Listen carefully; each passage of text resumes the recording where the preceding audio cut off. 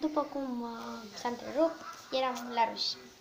Da, cred că o să mi se întrerupă și acum am memoria foarte plină.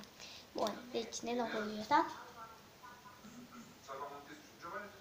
Usturugurel. Acrobat sau revizor de platou. Aoleu, revizor de platou e o meserie foarte periculoasă.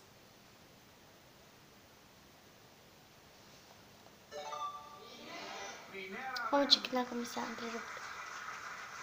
Am ajuns la runda a 5-a, punctele sunt duble. Acum se întrerupe, fac altul și altul și altul. Doamne! Ăsta-i machiajul. Să vedem câte variante de răspuns avem. Ba nu.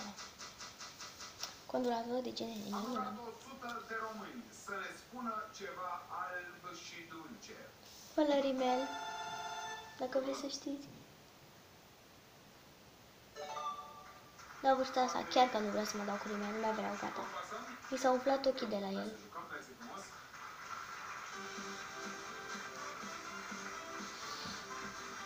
Cănuț, am rugat 100 de români să ne spună ceva alb și dulce. Lapte. Ăsta-i machiajul. Gabriela, am rugat 100 de români să ne spună ceva alb și dulce.